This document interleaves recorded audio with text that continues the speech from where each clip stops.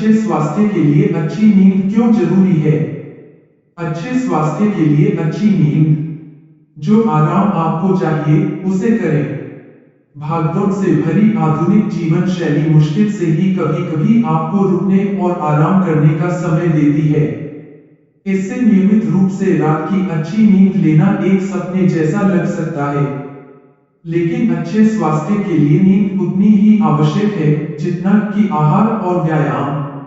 अच्छी नींद आपके मस्तिष्क के प्रदर्शन, मनोदशा और स्वास्थ्य में सुधार करती है।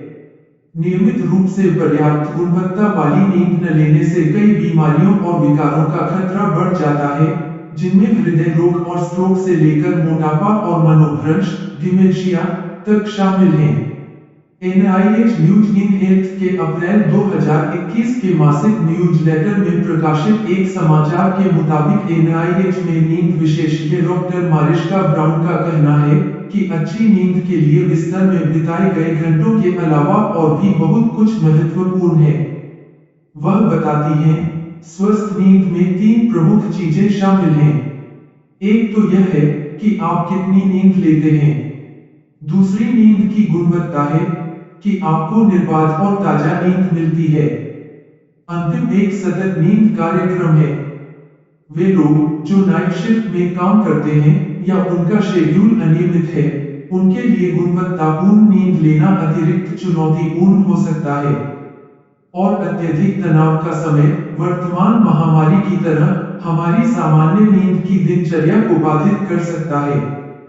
लेकिन ऐसी कई चीजें हैं जिन्हें करके आप अपनी नींद को बेहतर बना सकते हैं। शरीर की मरम्मत के लिए अच्छी नींद लें। हमें सोने की आवश्यकता क्यों है?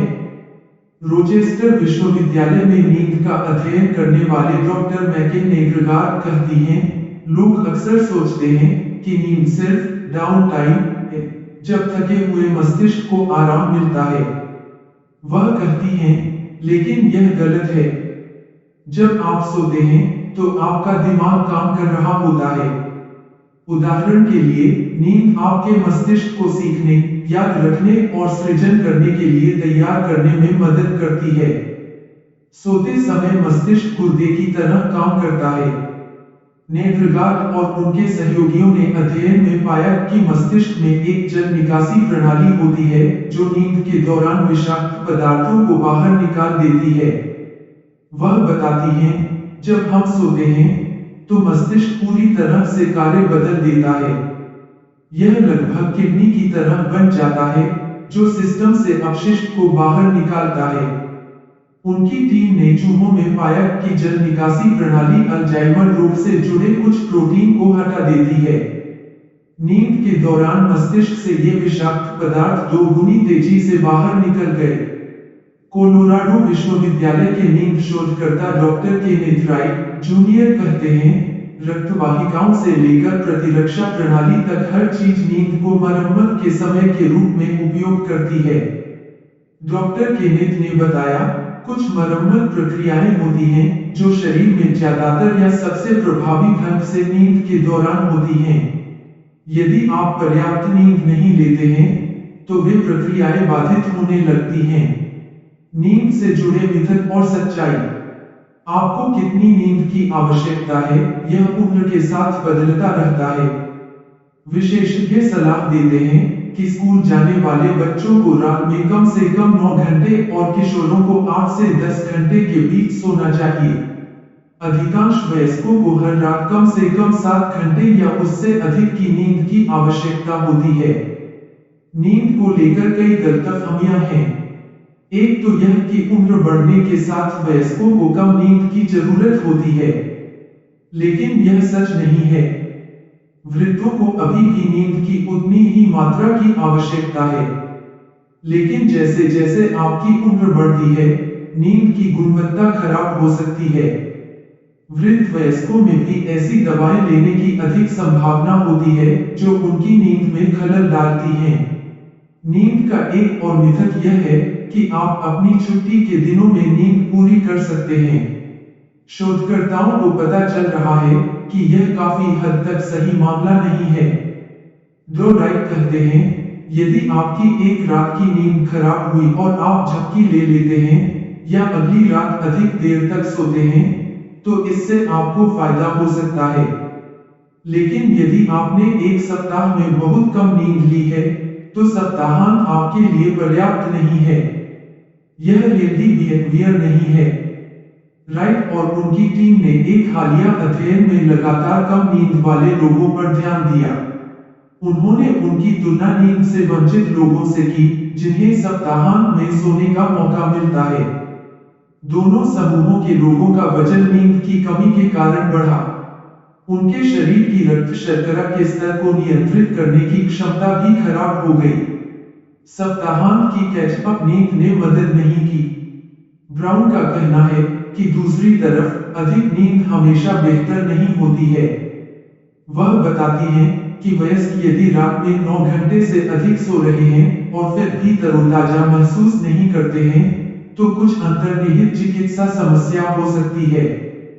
नींद संबंधी विकार। कुछ लोगों की स्थितियां ऐसी होती हैं जो उन्हें पर्याप्त गुणवत्ता वाली नींद लेने से रोकती हैं, चाहे वे कितनी भी कोशिश करें। इन समस्याओं को नींद संबंधी विकार कहा जाता है। सबसे आम नींद संबंधी विकार अनिद्रा है।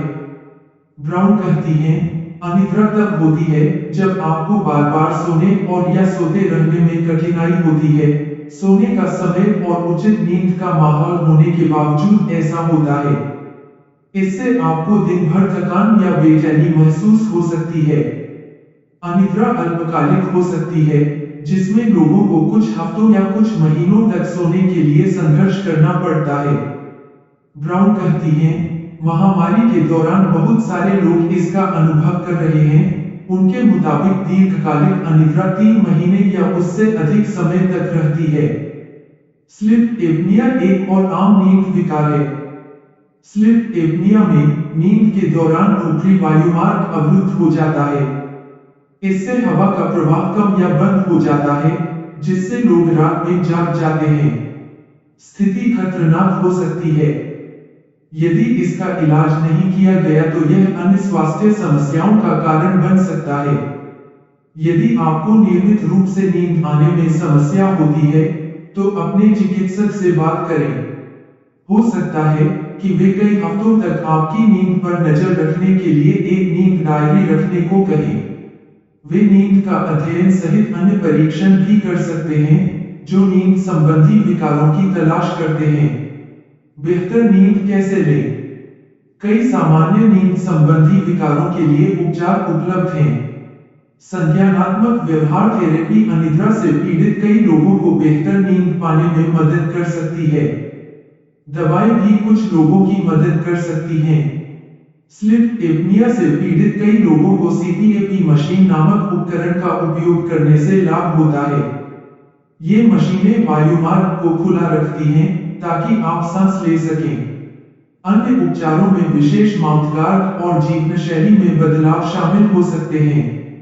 जानिए रात को बेहतर नींद कैसे लें। सोने का शेड्यूल तय करें और उस पर टिके रहें।